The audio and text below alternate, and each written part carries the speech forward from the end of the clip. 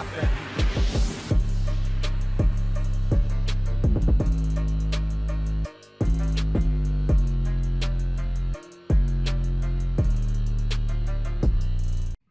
So by now, most of you should have already seen the newest episode from My Hero Academia. It came out a few days ago on Saturday. I was planning on watching this episode on Monday and getting the video out on the same day, but I kind of had a few more than a couple friends over to kind of just hang out for the majority of the day, so I kind of just didn't get a chance to watch the episode at all, and then I didn't get to watch it yesterday because I was incredibly tired and because I didn't really sleep too well the day before.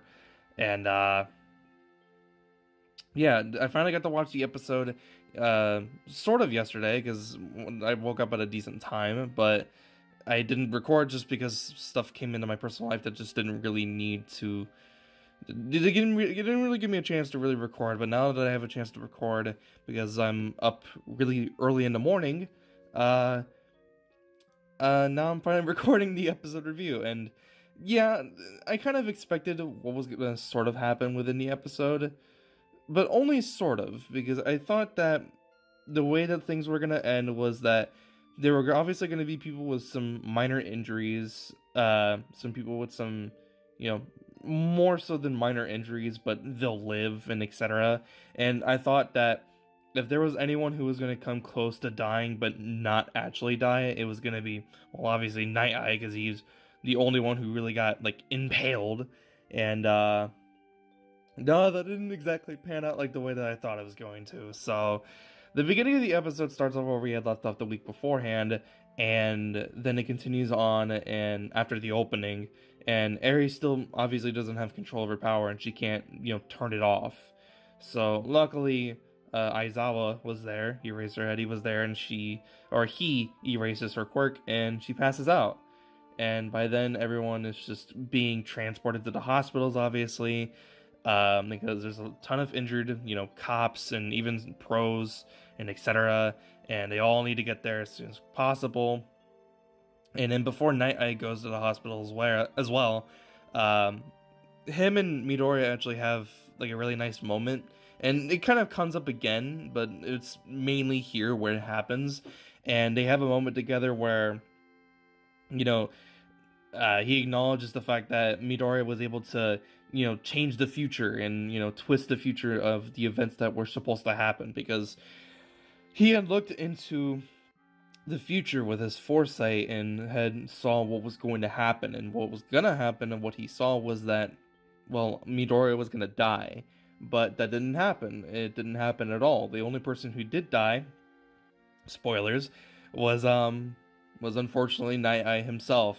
But him and Midoriya have this little moment together before the episode continues, and I thought it was really good because it's like one of the first and real only times that he actually finally acknowledges Midoriya before his inevitable death in the episode, and I thought it was good. I thought it was really good.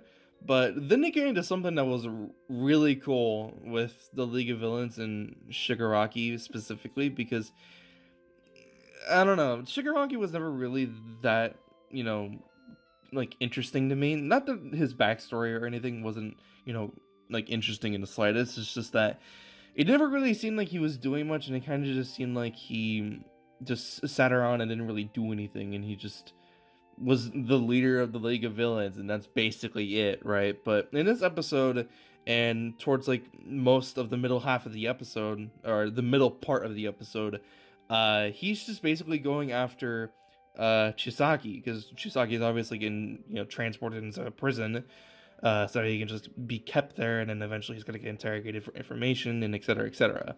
But Shigaraki pretty much does the most petty thing that he can do with Chisaki specifically.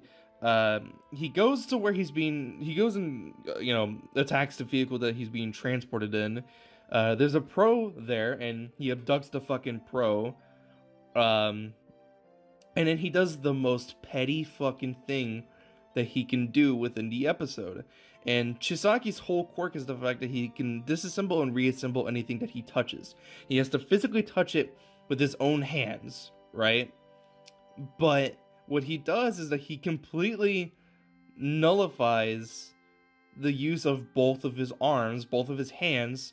So now he's essentially quirkless.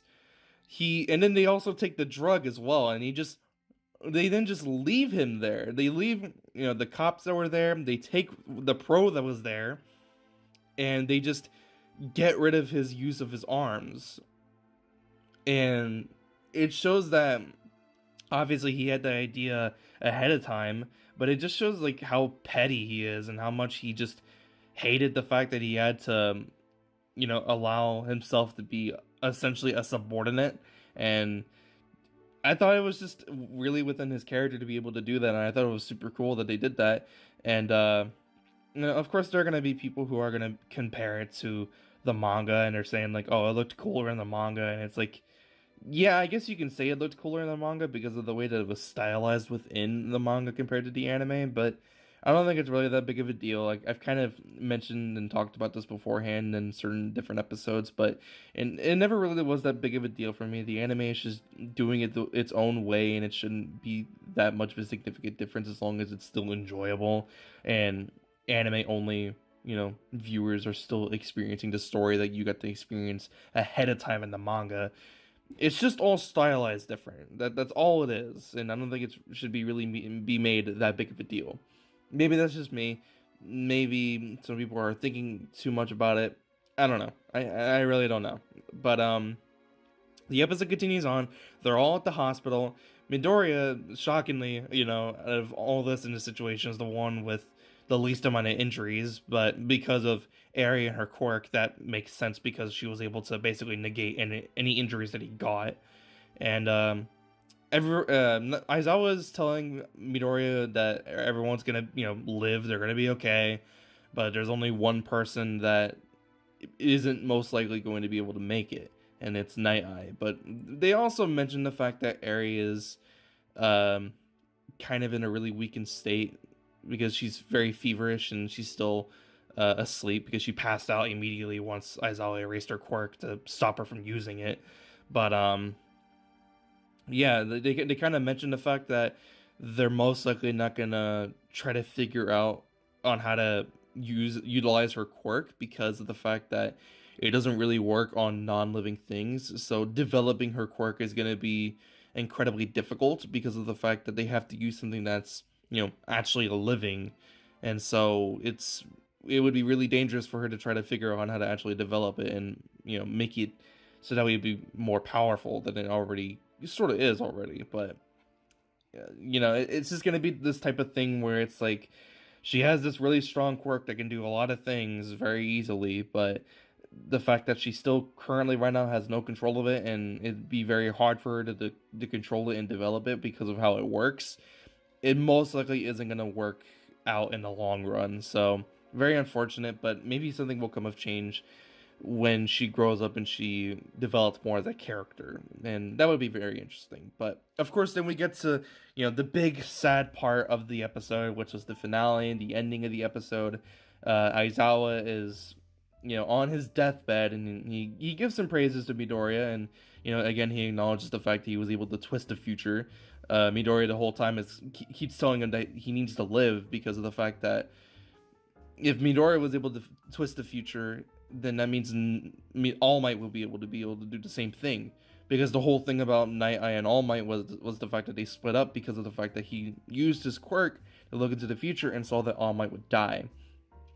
And if Midoriya was able to twist the future, All Might should be able to do the same, and then therefore Night Eye should be able to do the exact same thing as well. But he's on his deathbed, and he's finally having his last moment with someone that he didn't acknowledge originally beforehand, the one that he acknowledged the most, and who was essentially the guy who really taught him being what it means to be a hero, All Might.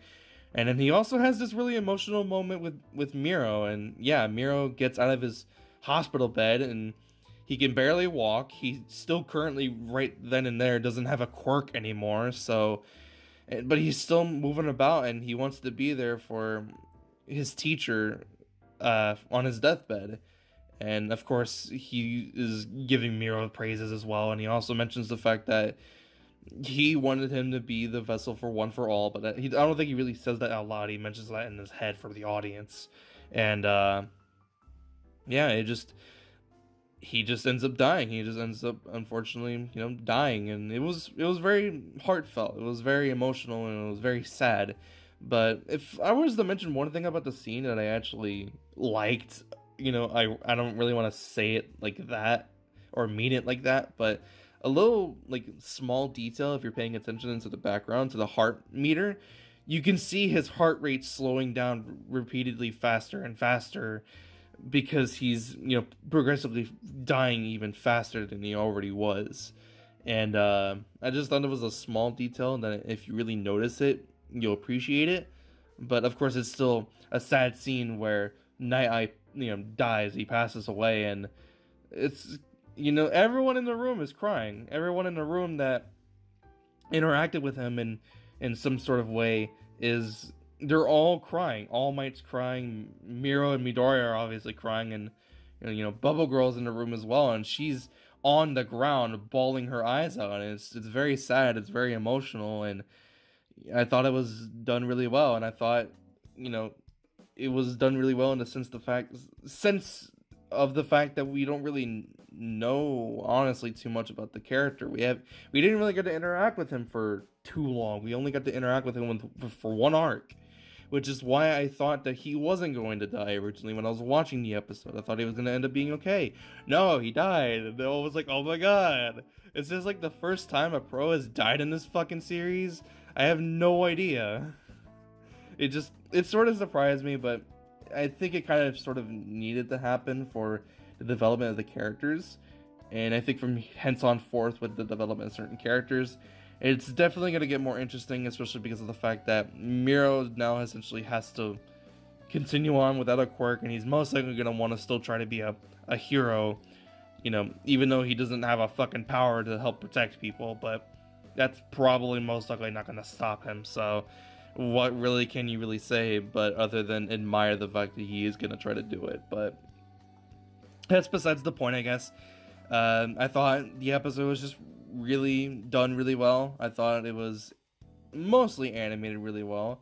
I think that there was a lot of really good writing in this episode and a lot of good moments with some of the certain characters. Again, like I mentioned earlier before, but that moment with Shigaraki, I thought it was a really good moment within the episode and really emphasizes more on his character and actually makes him more of a force of nature than what he was before, and actually makes him an intimidating character. And did I say interesting or interrogating? Did I say interrogating? I meant intimidating. Did I say intimidating? I don't fucking know. Why did I lose my train of thought?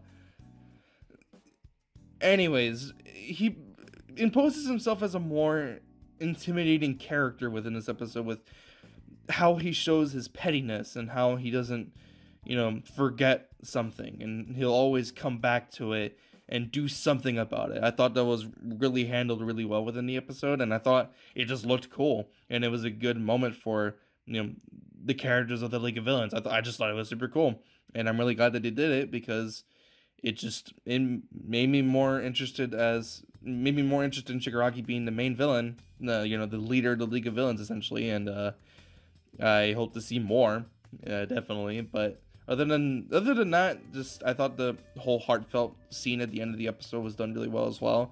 It made me very emotional about Night Eye dying, because I truly thought that he was gonna live. I thought he was gonna live, but no, he didn't live. He died. Kind of a stupid death, sort of, but I kind of feel like I feel like it sort of needed to happen to begin with, so it's fine. It's whatever. That's pretty much the end of the episode.